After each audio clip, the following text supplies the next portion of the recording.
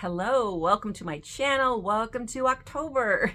Today's video is going to be all about the 7 books I received last week for my birthday. My kids were very nice to me and got me some of the books that were on my wish list, and I am very excited about reading them in October. But today I want to share them with you.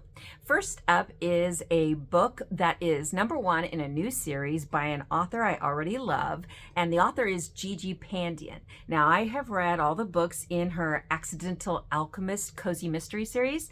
Her 8th book in that series just came out on October 1st, and I've already started it. But this series by her, the Secret Staircase Mystery series, just started in 2022, and this is the first book, Under Lock and Skeleton Key. Isn't that a fantastic cover?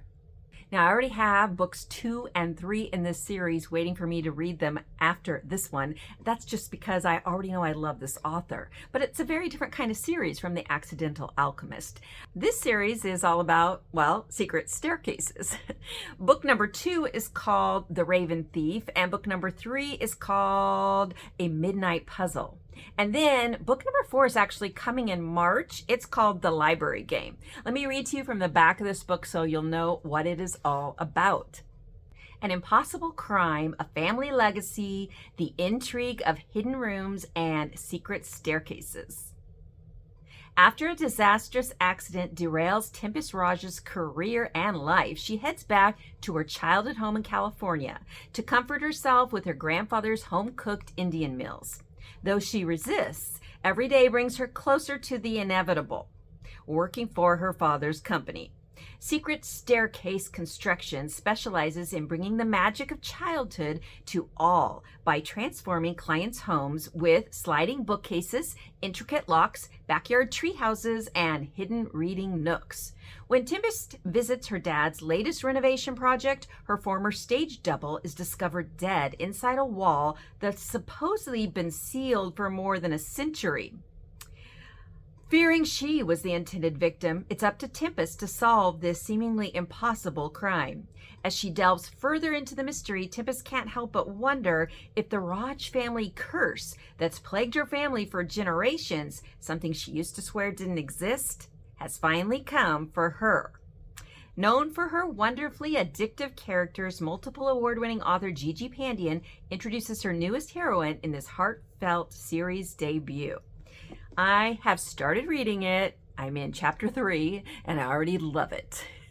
So yes, if this sounds intriguing to you, you should probably check it out. You know, one thing is, I have heard from a few different people on YouTube that they didn't bother trying this out because they thought that how many books could there possibly be, how many plots could there possibly be about secret staircases. But as we just heard in the synopsis for the series, it's about more than just secret staircases. It's about all kinds of hidden things within houses and even tree houses. So I think, you know, the possibilities are kind of limitless and quite interesting. The second book that I got for my birthday is another cozy mystery, but a supernatural one, a little bit witchy. In fact, that's the name of the series. It's called the Witch Way Librarian Mysteries. #1 in the series is Bait and Witch. This is by Angela M. Sanders. And before I put it on my list, I did get a sample of it off of Kindle or Amazon, and I really liked what I read. And so here we go. I like a good supernatural mystery now and then, as long as it's cozy. And so I'm really looking forward to reading this one. It has, let me see, 5 books currently in the series, with a 6th coming in November. The second book is 7-Year Witch.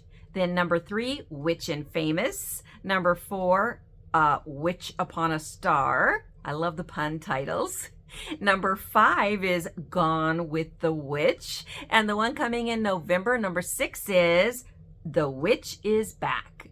So Bait and Witch is all about a librarian named Josie Way, who moved to a small town in Oregon. I have a lot of series I'm reading right now. They're set in Oregon. It makes sense though, because Oregon is a just great place to live. I've visited there a lot. My parents lived there for a few years, and I have friends that live up there. It's just a very cozy, interesting place to visit or live. Anyway, this book, Bait and Witch, is set there too. Now, Josie, the librarian we're talking about, moved to a small town there in Oregon to lay low. Instead, thanks to newfound magical abilities and a killer on the loose, she's leapt out of the frying pan and into a cauldron of trouble. So, Josie Way loved working among the Library of Congress's leather-scented stacks until she uncovered corruption and made herself a target. Josie can stay undercover until the case goes to court. But life in this little town is not as subdued as she expected. The library, housed in a Victorian mansion, is slated to be bulldozed. Still digesting the news that her safe haven is about to become scrap lumber, Josie discovers a body in the woods. Almost as shocking, Josie learns she's descended from a long line of witches, and her powers have suddenly sprung to life. With help from a spoiled alley cat, who just may be her familiar, Josie's thumbing through a catalog of suspects, hoping she can conjure a way to save her library and her life. That sounds fun, doesn't it? I'm excited to read it. Again, I love both the title and the covers on this series. Next up is another cozy mystery. Now, I know nothing about this one in the sense of what kind of writing it is. I did not read a sample. The reason I put it on my wish list is because let's see, two weeks now, 2 weeks from tomorrow, I'm going to the Ashland Mystery Festival in Ashland, Oregon, and it's all about cozy mysteries, cozy mystery authors, cozy mystery readers, all kinds of fun events. I'm so excited to go. Funny story, I'm kind of actually indirectly the reason this, or one of the reasons that this whole festival is going, because the person who is organizing the festival, who started it last year, this is the second annual time it's been running, that would be Ellie Alexander, author, of course, of several great mystery series, including, let me grab it, the Bake Shop Mystery Series. This is number 1, Meet Your Baker. I think there's like 18 or 19 in that series right now. Something like that. So years ago, back when Ellie had only written a few books in her first series, I was dating the co-owner of the main store in Ashland. It's a bookstore slash kitchen store slash general store of sorts, but in a modern sense. And Ashland is a wonderful small town touristy community in the best sense of the word. The Shakespeare Festival is located there. It's just a great town to visit. Anyway, at that time I was dating the co-owner and the guy responsible for ordering the books at that store. And when I first walked into his store, I said, "Where are your Ellie Alexander books?" Because I'd been reading them already, loving them. And of course, they're set in Ashland. And, you know, cozy mystery set in Ashland. Why wouldn't you want to sell that at your store in Ashland? And of course, once I mentioned them to him and explained them, he was like, "Well, of course, I need to get those." And he ordered them right away. And I'm sure they did very well for him. And look, all these years later now, Ellie Alexander is running this cozy mystery festival there in Ashland. So I feel a little proud and kind of amused at how that came about. I mean, it probably had nothing to do with me. They probably would have ordered Ellie Alexander's books eventually anyway. I just gave them a little push.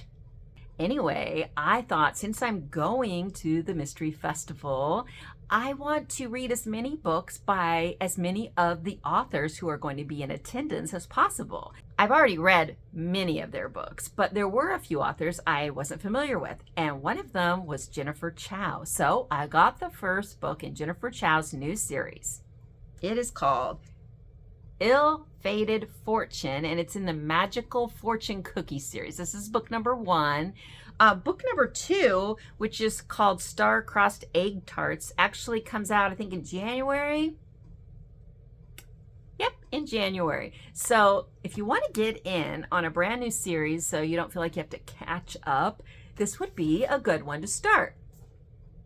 It says, the first in the heartwarming and deliciously mysterious Magical Fortune Cookie series. Felicity Jen grew up literally hanging on to Mom's apron strings in their magical bakery in the quaint town of Pixie, California.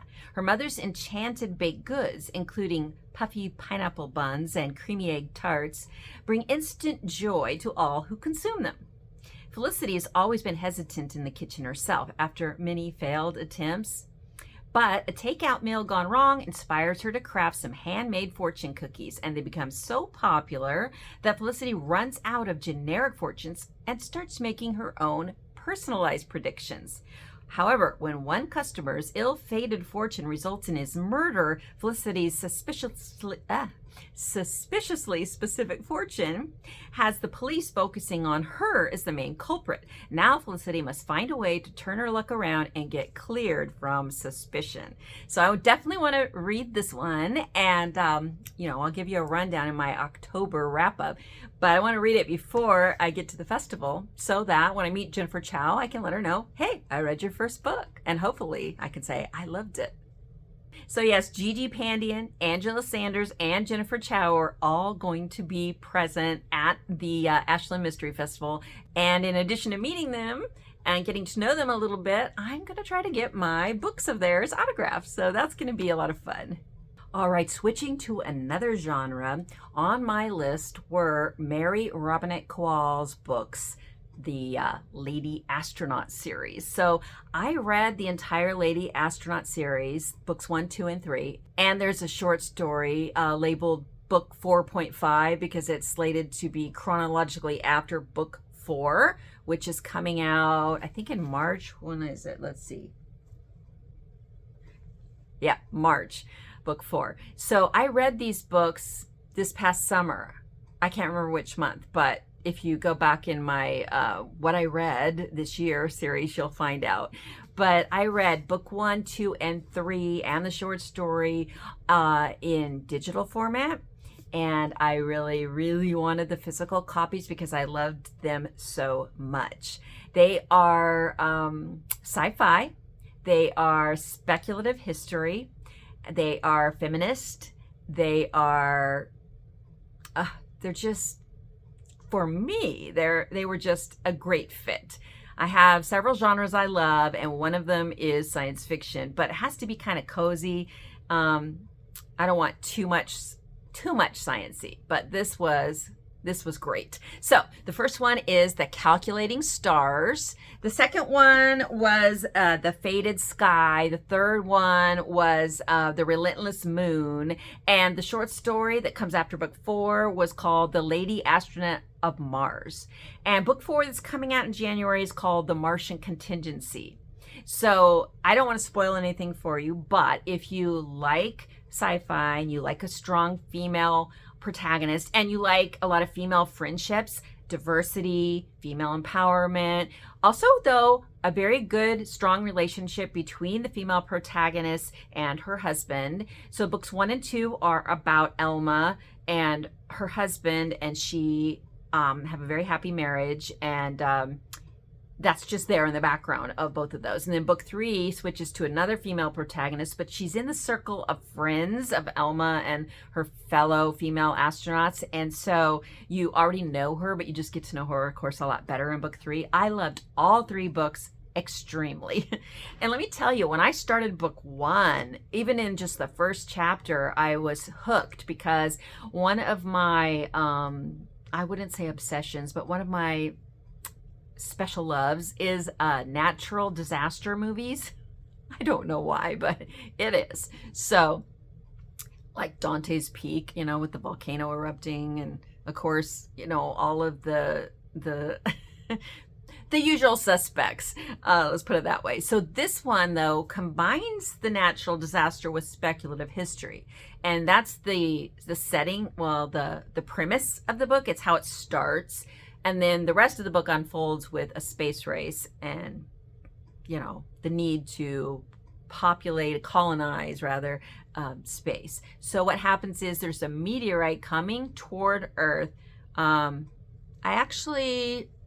read these so fast. I don't think it was suspected. I don't think it was predicted. At least it wasn't common knowledge at the time, pretty sure. It was pretty sudden. It just hit. And this is in 1952, okay? And the meteor takes out DC and basically most of the East Coast. Yeah, major. And that event changes the way history, of course, went, the history we know. So the main change that this book series focuses on is that the space race is exponentially accelerated because we know, or they know in the book, that the climate of Earth is going to drastically change, and in, I forget if it's 10 years or 20 years, one of those two, it's going to be uninhabitable. So we need to be able to colonize and move into space. So that is the, premise. But what I loved from the beginning was not just that there was this natural disaster occurring and that I knew it was going to lead into a space race with women astronauts. It was the writing style. I was hooked. The writing style is so vivid, and it really just sucks you in. I really, really enjoyed it. And I like the whole series. Some people say, this book or that book was a little slower. I did not find any issues with any of them. I love them all in different ways. So can't wait to read book 4 when it comes out in January. But meanwhile, super happy to have a physical copy of this one and plan to get books 2 and 3 in physical form for Christmas. Now I want to tell you about 3 nonfiction books I got for my birthday, but don't click off, don't turn away. 2 things that you're going to want to know about. Even if you end up not being interested in these 3 particular books, one of them led me to a new fiction series that I absolutely love, because the author not only writes great nonfiction that I enjoy, but I discovered she writes great fiction too. So I'll share that book too, or that series actually. And then the other thing is, I'm going to end this video with a quote from one of these nonfiction books that I'm telling you, as someone who just had her 59th birthday, I just found it very meaningful, and I think you will too. So the first nonfiction book I received for my birthday, I put on my wish list as soon as I saw it was published this year in 2024. That's because I love the author, Amy Stewart. I have several books by her, including The Drunken Botanist, which is all about plants that around the world that make basically alcoholic drinks. And she has such an entertaining style of writing, and she does a whole ton of research and to support what she's explaining. And her research is so interesting because she finds all of these little known stories and fascinating characters, real characters from history. So anyway, this new book is called The Tree Collectors: Tales of Arboreal Obsession. Well, in case you don't know, I love trees and I love collecting trees myself. I would consider myself a novice tree collector. I have an olive orchard, which I did not collect. It was already here when I moved to this property 13 years ago. About 100 trees over 100 years old. I love my olive trees. So much character. They just are so cool looking. One of the first reasons I was really attracted to this property, actually. Also, I have about 60 fruit and nut trees at this point, and I keep adding more.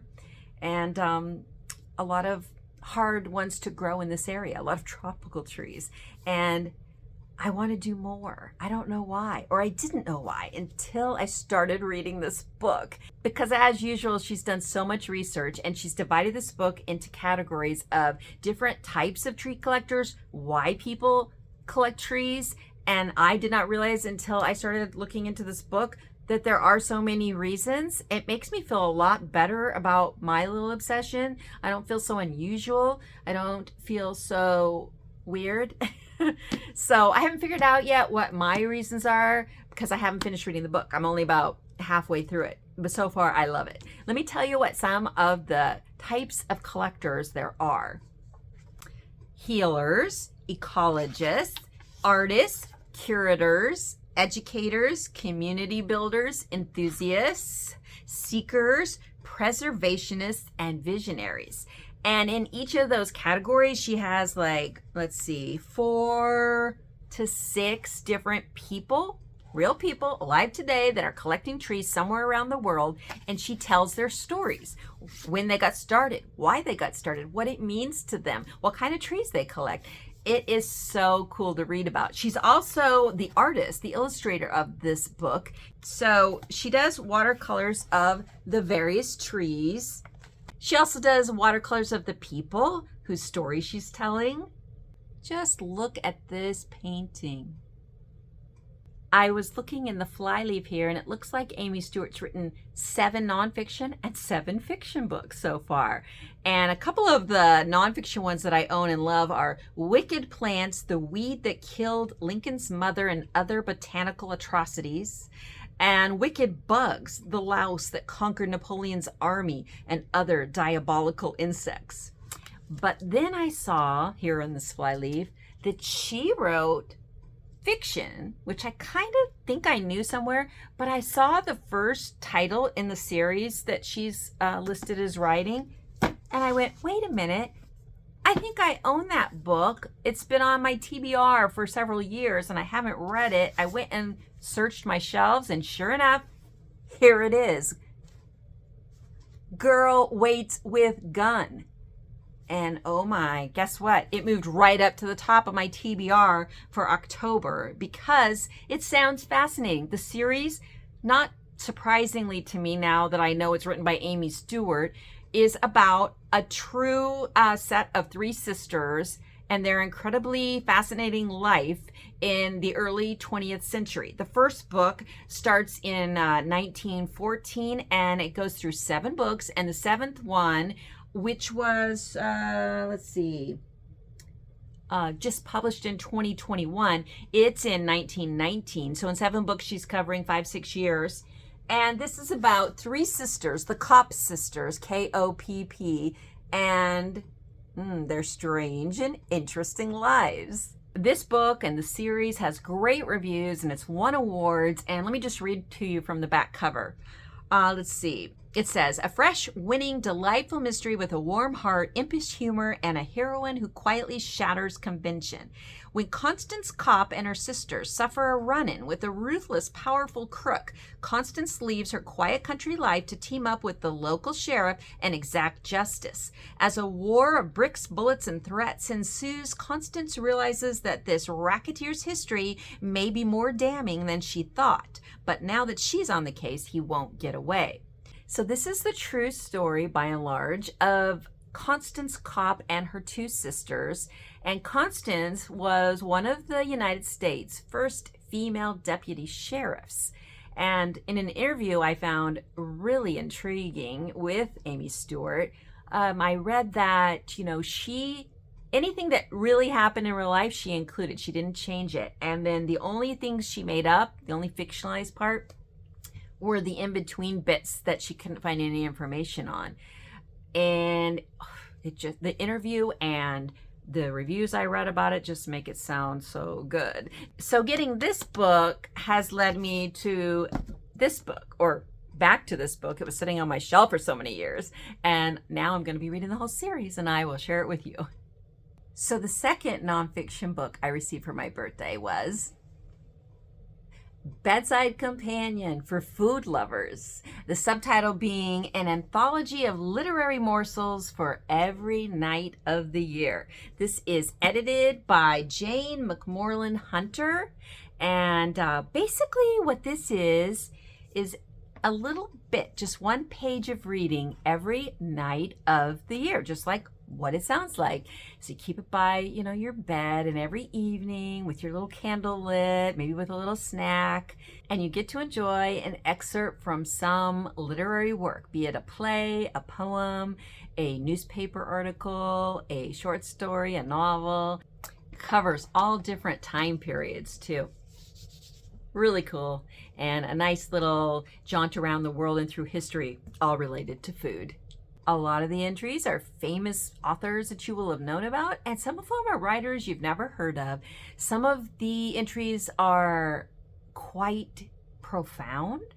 Others are just seemingly mundane, and yet when you pause to think about it, which you by nature just do, because it's the only thing you're reading is this, 1 little excerpt. So you're going slowly and you're soaking it in and thinking about it. So even the everyday type of excerpts, well, they just seem to carry some deeper meaning, or or not. Sometimes they're just humorous, but definitely makes you think about food in a different way, because food through the ages, from prehistory to now, and even as we think into speculative future, food is important to us. And we spend a lot of time thinking about it, about growing it, buying it, prepping it, eating it. And this, well, it's interesting and enjoyable. So I'm super glad I received it for my birthday. All right, now this last one, you're gonna probably think, 99.9% of you, that you're not interested at all. But wait, you might be. Give me a moment to explain why, and to give you that quote I told you about that I think you will really like. You might even write it down. So this book is called The 50 Greatest Players in Minnesota Vikings History by Robert Cohen. Yes, I'm a Minnesota Vikings fan. And you might wonder why, if you realize that I live in Northern California, born here, raised here. I have lived a few other places, several years in China and Hong Kong, several years in upstate New York, went to college in the South. But by and large, most of my 59 years have been spent right here in Northern California. I have certainly never lived in Minnesota. But my former husband of 25 years, he was a Minnesota Vikings fan. And I was like, okay, I'll be a Minnesota Vikings fan. I didn't know what I was getting into. For those of you who don't follow football, the Minnesota Vikings have a long history of losing at the last minute or things like that. So it's been a struggle, but you just fall in love with certain players. And, I developed a real loyalty to this team. So I find history, of course, interesting. You might have figured out by now. So this is history. And it talks about, what it considers, what this person, Robert Cohen, and I don't even know who he is, but I'm sure he's somebody who knows all about sports, or at least football. And it's, who he considers the top 50 players, right? And it goes over their memorable moments, great performances, career highlights, all that kind of thing. And I'm sure I will love it. I just opened it at random to see one of the players, and I came up with Fred Cox. That was pretty funny because, that's my last name, but we're not related. My grandfather was actually named Fred Cox, though, so it is kind of coincidental. But what did I learn about him? I learned that he earned the most points, the most field goals, and the most extra points in all the players who ever played for Minnesota. I learned that when he was playing, he was also training as a chiropractor, which after he retired 15 years later, having played only for Minnesota and being, obviously this fantastic kicker, he went on to have a great career in being a chiropractor. But also, he later invented the Nerf football with, a local coach from Minnesota. It sounded like maybe he was a high school coach or a college coach. I don't know. But Fred Cox was, like, it seems, the driving force behind the invention in 1971 of the Nerf football. Is that not cool? But what is coolest of all is the quote I promised you that he said when he was almost 81 years old, just a few days before he died. He died of natural causes, kidney and heart related. But just a few days before that happened, he said, "I'll be here until I'm gone, and I'm okay with that. Nobody's going to live forever, and nobody's going to live more than I did. Nobody's going to live forever, and nobody's going to live more than I did." That is a pretty great way to end your life, isn't it? No regrets. Just happy with the life you lived. Yeah, I'm going to definitely write that down somewhere that I can look on it every day. Thank you for joining me, and I will see you soon for my September wrap-up, everything I read in September.